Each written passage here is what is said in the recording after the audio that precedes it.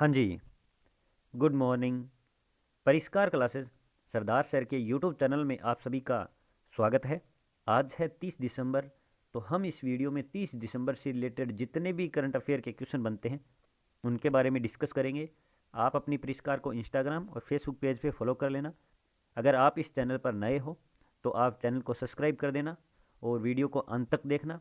इस वीडियो में आपको 15 क्वेश्चन मिलेंगे और एक क्वेश्चन आपको है वो होमवर्क के तौर पर मिलेगा। इस वीडियो के अंत में मैं आपसे एक क्वेश्चन पूछता हूँ, उसका आंसर आप मुझे कमेंट बॉक्स में देना। और अगर आपको ये वीडियो अच्छा लगे, हेल्पफुल लगे, तो अपने दोस्तों के पास शेयर ज़रूर करना। तो चलिए देर नहीं करते हुए अपन स्टार्ट करते हैं, लेकिन उससे पहले क्विक रिवीजन देख लेते हैं। तो राजस्थान राज्य द्वारा है किसान उत्पादक संगठनों को मजबूत करने के लिए 3 वर्ष का कार्य योजना को मंजूरी दी गई है। और हिमाचल प्रदेश ने विजय हजारे ट्रॉफी में तमिलनाडु को हरा दिया। और उच्च रिजोल्यूशन वाला कैमरा उपग्रह Jiuan 102E किसने लॉन्च किया है? तो चाइना ने। ब्रह्मोस विनिर्माण केंद्र राजनाथ सिंह जी ने नींव रखी है इसकी। भारतीय अंतर्राष्ट्रीय फिल्म महोत्सव वाराणसी में प्रारंभ हुआ है। ऑयल इंडिया द्वारा है वो असम में हाइड्रोजन संयंत्र लगाया जाएगा। पीएम नरेंद्र मोदी जी ने कानपुर में मेट्रो खंड का उद्घाटन किया है। और 11वीं hockey India junior championship Uttar Pradesh ने जीती है। मध्य प्रदेश के नए जनसंपर्क के रूप में राघवेंद्र कुमार जी को चुना गया है। पारस डिफेंस को किसके द्वारा प्रौद्योगिकी के लिए अनुबंध दिया गया है? तो डीआरडीओ ने अनुबंध दिया है। राष्ट्रीय सुरक्षा परिषद सचिवालय में उपराष्ट्रपति सुरक्षा सलाहकार के रूप में किसे नियुक्त किया है? तो विक्रम मिश्री को नियुक्त किया है। Global environment and climate action citizen award किसे मिला है? तो विरल देसाई को मिला है। और गुजरात राज्य के द्वारा नदी उत्सव अभियान प्रारंभ किया गया है। पोषक तत्व आधारित सब्सिडी नीति में बदलाव कर रही है। यह सब्सिडी कब लागू की गई थी? तो अप्रैल 2010 में लागू की गई थी। नीति आयोग की चौथी the health status progressive India में शीर्ष पर उत्तर प्रदेश रहा है। हाल ही में किस देश ने भारत से अंडे और अन्य पोल्ट्री उत्पादों का प्रतिबंध हटा दिया है? तो संयुक्त अरब अमीरात यानी यूएई ने। और हेवी लिफ्ट रॉकेट अंगारा A5 का सफलतापूर्वक परीक्षण है वो रूस ने किया है। Doctor V.L. दत्त की पुस्तक ग्लिप्स of A pioneers life journey पुस्तक का विमोचन किसने किया है? तो वेंकैया नायडू जी ने किया है। जीन मार्क वेली का निधन हुआ है जो फिल्म निर्माता थे। अब अपन आज का पहला क्वेश्चन है उसके बारे में चर्चा करते हैं। पहला क्वेश्चन क्या है? तो पेट्रोलियम तेल संग्रह टर्मिनल को हाल ही में प्रधानमंत्री ने राष्ट्र को समर्पित किया है, यह कहाँ स्थित है? तो प्रधानमंत्री नरेंद्र मोदी जी ने पेट्रोलियम तेल संग्रह और टर्मिनल का है वो राष्ट्र को समर्पित किया है। तो ये संयंत्र कहाँ है? तो ये कानपुर में है। कहाँ पर है? कानपुर में स्थित है, जो प्रधानमंत्री मोदी जी ने राष्ट्र को समर्पित किया है। कब किया? 28 दिसंबर को किया है। और लगभग 356 किलोमीटर है वो लंबा है ये। और इसकी क्षमता कितनी है? तो 3.45 मिलियन मेट्रिक टन प्रतिवर्ष है ये तेल उत्पादन करता है।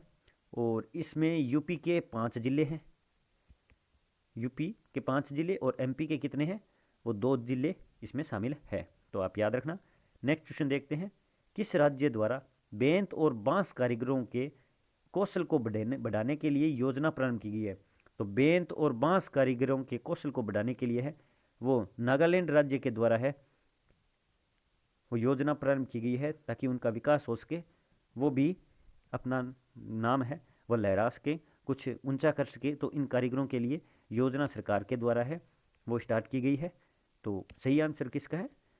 तो सही आंसर है नागालैंड का। और ये 28 दिसंबर को पूर्णतः डिजिटल माध्यम से है वो स्टार्ट की गई है। और लगभग इसमें 4,000 से ज़्यादा कारीगर हैं वो इसमें शामिल होंगे, इसमें योगदान देंगे, इनसे लाभ मिलेगा। तो नागालैंड की कैपिटल कोहिमा है। सीएम नेफ्यू रियो है। गवर्नर क्या कौन है? तो RN रवि। गवर्नर कौन है? RN रवि है। नेक्स्ट क्वेश्चन देखते हैं अपन। राजनाथ सिंह जी ने कहाँ पर दुनिया की सबसे ऊंची मोटर योग्य सड़क का अनावरण किया है? तो राजनाथ सिंह जी द्वारा अनावरण कहाँ पर किया गया है सबसे ऊंची मोटर का? तो ये जम्मू कश्मीर में किया गया है। कहाँ पर किया गया? जम्मू कश्मीर में सबसे ऊंची मोटर योग्य सड़क का उद्घाटन है, अनावरण किया गया है। और ये 27 सड़कों से भी ऊंची है, लगभग वो 19,000 फीट ऊपर है। जो लद्दाख की जो उमलिंगला दर्रे पे जो सड़क है ना, उससे भी ऊंची है, जो कहाँ पर है, तो वो जम्मू कश्मीर में है। अनावरण किया गया है, और ये कब किया गया है, तो 29 दिसंबर जी को है वो अनावरण किया गया है रक्षा मंत्री जी राजनाथ सिंह जी के द्वारा। और इसमें एक लद्दाख आया है, जिसमें कौन सा नेशनल पार्क है, तो हेमिस नेशनल पार्क है, जो भारत का सबसे बड़ा नेशनल पार्क है। और सबसे पुराना अगर आपको पूछ रहे तो वो उत्तराखंड में है, जिम कार्बेट नेशनल पार्क, जिसका पुराना नाम क्या है, तो हेली नेशनल पार्क है। तो आप याद रखना, ये अपन ने इस क्वेश्चन से रिलेटेड फैक्ट है वो चर्चा कर ली। नेक्स्ट क्वेश्चन देखते हैं। एनर्जी एफिशिएंसी सर्विसेज लिमिटेड के सीईओ कौन बने हैं, तो एनर्जी एफिशिएंसी सर्विसेज के सीईओ कौन बने हैं, तो राधिका झा बनी है। ऑप्शन नंबर ए इसका सही आंसर है, राधिका झा बनी है। एनर्जी एफिशिएंसी सर्विसेज जैसे एनटीपीसी ये इसी के तहत आती है, तो ये राधिका झा है वो बनी है, जो आईएएस अधिकारी है। तो आप याद रखना। नेक्स्ट क्वेश्चन देखते हैं। पेटा इंडिया की 2021 पर्सन ऑफ द ईयर कौन बनी है, तो पेटा इंडिया की है वो 2021 की पर्सन ऑफ द ईयर कौन बनी है, तो आलिया भट्ट बनी है। कौन बनी है, आलिया भट्ट बनी है पेटा इंडिया की पर्सन ऑफ द ईयर। और ये किसके लिए चुना गया है, तो आलिया भट्ट का एक कार्यक्रम है जो पशु और पारिस्थितिकी तंत्र के लिए चलाया गया है, जिसका नाम क्या है, तो क्रोकृष्ट कार्यक्रम है वो चलाया गया है। किसके द्वारा, तो आलिया भट्ट जी के द्वारा चलाया गया है, जिसके कारण पेटा इंडिया को है, पेटा इंडिया द्वारा है पर्सन ऑफ द ईयर चुना गया है। कार्यक्रम याद रखना, क्रोकृष्ट, क्रोकृष्ट। नेक्स्ट क्वेश्चन देखते हैं।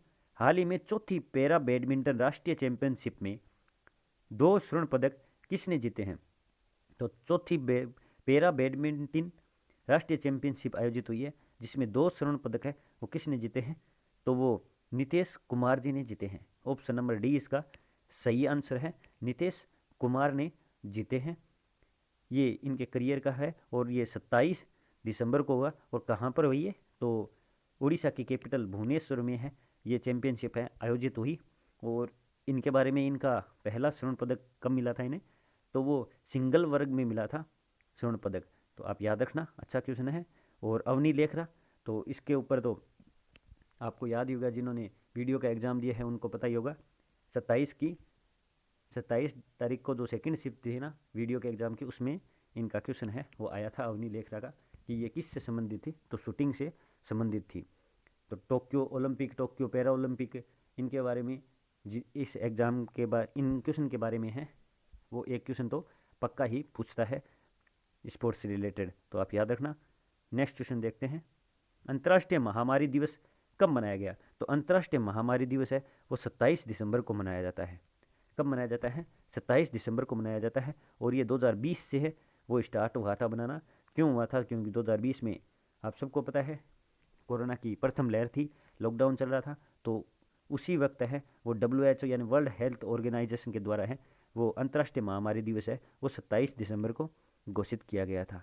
तो कब किया गया था, 2020 को अंतर्राष्ट्रीय महामारी दिवस घोषित किया गया था वर्ल्ड हेल्थ ऑर्गेनाइजेशन के द्वारा। नेक्स्ट क्वेश्चन देखते हैं। हाल ही में राजीव आनंद किस बैंक के फिर से उप प्रबंधक निदेशक बने हैं, तो राजीव आनंद जी है वो किस बैंक के वापिस है वो उप प्रबंधक बने हैं, तो ये एक्सिस बैंक के बने हैं। कौन से बैंक के बने हैं, एक्सिस जो प्राइवेट बैंक है इन्हीं के बने हैं। ये 2018 को पहली बार बने थे। अब इनका कार्यकाल है वो वापस 2022 से है वो स्टार्ट हो जाएगा। एक्सिस बैंक के बने हैं, तो आप याद रखना, अच्छा क्वेश्चन है बैंकिंग वालों के लिए। किस बैंक के द्वारा ग्रीन फिक्स्ड डिपॉजिट शुरू करने की घोषणा की गई है, तो ये किस बैंक के द्वारा है वो ग्रीन डिपॉजिट योजना स्टार्ट करने की घोषणा की गई है, तो ये इंडस्ड बैंक के द्वारा की गई है। कौन सी योजना, ग्रीन फिक्स्ड डिपॉजिट योजना स्टार्ट की गई है, घोषणा की गई है इंडस्ड बैंक के द्वारा। ये इनके प्रत्येक ग्राहक को है वो इस योजना का लाभ मिलेगा, तो आप याद रखना इंडस्ड बैंक। हाल ही में 4 दिवसीय बेपोर अंतर्राष्ट्रीय जल कब से कब तक आयोजित किया गया, तो 4 दिवसीय बेपोर अंतर्राष्ट्रीय जल कब से कब है वो प्रारंभ किया गया, तो ये 26 से 29 दिसंबर तक है, 29 दिसंबर तक है वह आयोजित किया जाएगा। अब किसी के मन में क्वेश्चन उठ सकता है कि सर 26 है तो 29 तीन ही दिन हुए, तो आप 26 को भी काउंट करो, 26, 27, 28 और 29, तो ऐसे होंगे ये 4 दिन, 4 दिवसीय बेपोर अंतर्राष्ट्रीय जल दिवस है। जल उत्सव है वो स्टार्ट किया गया था, आयोजित किया गया था, और कहाँ पर किया गया था, तो जो केरल सरकार के द्वारा आयोजित किया गया, मालाबार तट पर है, वो प्राचीन बंदरगाह है, वहाँ पर आयोजित हुआ था जल उत्सव। तो आप याद रखना, अच्छा क्वेश्चन है। नेक्स्ट क्वेश्चन देखते हैं। नेक्स्ट है, असम राज्य की पहली महिला महानिदेशक कौन बनी है? तो असम राज्य की पहली महिला महानिदेशक है वो कौन बनी है? तो वो वायलेट बरुआ बनी है। ऑप्शन नंबर सी इसका सही आंसर है, वायलेट बरुआ है वो इस महिला की, असम राज्य की पहली महिला महानिदेशक बनी है। तो इससे पहले ये कहाँ पर कार्यरत थी? तो इससे पहले है ये कहाँ पर कार्यरत थी? तो ये कोकराझाट जिले में थी। कहाँ पर थी? कोकराझाट जिले के तट पर थी। और कौन से पद पे थी? तो पुलिस उप महानिदेशक के पद पे थी। अब ये असम के पहली महिला महानिदेशक बनेगी और पदभार कब संभालेगी? तो 1 जनवरी 2022 से है वो स्टार्ट कर देगी। हाल ही में किसने सुरक्षित जीव मंडल की अर्ध शताब्दी वर्षगांठ है वो मनाई है? तो यूनेस्को ने सुरक्षित जीव मंडल की अर्ध शताब्दी वर्षगांठ है वो मनाएगी। किसके द्वारा? यूनेस्को के द्वारा बनाई गई थी। इनकी 50वीं वर्षगांठ है वो मनाई गई थी। तो आप याद रखना, अच्छा क्वेश्चन है। तो इसके बारे में अपन भी थोड़ा डिस्कस कर लेते हैं। और कब मनाई गई थी? तो ये 27 दिसंबर को मनाई गई थी। कब मनाई गई थी? 27 दिसंबर को मनाई गई थी। और स्टार्ट कब हुई थी? तो 1971 से ये मनाना स्टार्ट हुई थी। और लगभग विश्व में 727 है वो सुरक्षित जीवमंडल है। तो आप याद रखना, अच्छा क्वेश्चन है। और 131 देश में प्राकृतिक संरक्षण व सतत विकास एकीकृत कार्यक्रम है वो चलाए जा रहे हैं। तो यूनेस्को की फुल फॉर्म क्या है? United Nation Education Scientist and Cultural Organization है, जिसकी स्थापना 1945 में हुई थी। और इसमें टोटल 193 देश है वो शामिल है, जिनमें 11 एसोसिएट मेंबर है। और इसका हेडक्वार्टर कहाँ है? तो पेरिस फ्रांस में है। तो आप याद रखना, अच्छा क्वेश्चन है। नेक्स्ट क्वेश्चन देखते हैं। नेक्स्ट क्वेश्चन है, हाल ही में प्रतिबंधित आपातकालीन उपयोग के लिए कौन सी वैक्सीन को मंजूरी मिली है? तो ये वैक्सीन है जो कोविड-19 की थी, जो प्रतिबंध लगाई गई थी, तो इन्हें अब वैक्सीन की है वो अनुमति मिल गई है कि आपातकालीन स्थिति में आप इन वैक्सीनों का उपयोग कर सकते हैं। तो जो ऊपर तीनों नाम दिए गए हैं, इन तीनों वैक्सीन को है वो मंजूरी मिल गई है। ऑप्शन नंबर डी इसका सही आंसर है, उपरोक्त सभी। जिसमें भारत द्वारा पूर्णतः है वो गार्बेवैक्स है, जो ऑप्शन नंबर ए में है। ये भारत द्वारा पूर्णतः निर्मित है। और ये किसके द्वारा निर्मित की गई है? तो हैदराबाद में निर्मित की गई है गार्बेवैक्स पूर्णतः। तो आप याद रखना, अच्छा क्वेश्चन है। तीनों वैक्सीन को है वो मंजूरी दी गई है। हाल ही में रे इलिंगवर्थ का निधन हुआ है, तो वे कौन थे? तो हाल ही में रे इलिंगवर्थ का निधन हुआ है, वे क्रिकेटर थे। कौन थे? क्रिकेटर थे ले इलिंगवर्थ। तो ये किस मैच कहाँ पर थे? तो ये इंग्लैंड के थे। और इन्होंने 1993 से 1966 में वहाँ के, जैसे अपने बीसीसीआई होता है वहीं इंग्लैंड एसोसिएट मेंबर के अध्यक्ष भी थे।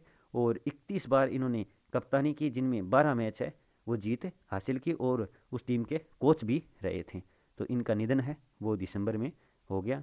ये आज का लास्ट क्वेश्चन है। लास्ट क्वेश्चन है, कार्लोस पापोलियास का निधन हुआ है, ये किस देश के राष्ट्रपति थे? तो कार्लोस पापोलियास है जिनका निधन हो गया है, ये किस देश के राष्ट्रपति थे? तो ये ग्रीस देश के है वो राष्ट्रपति थे। किस देश के? ग्रीस देश के राष्ट्रपति थे जिनका निधन हो गया है।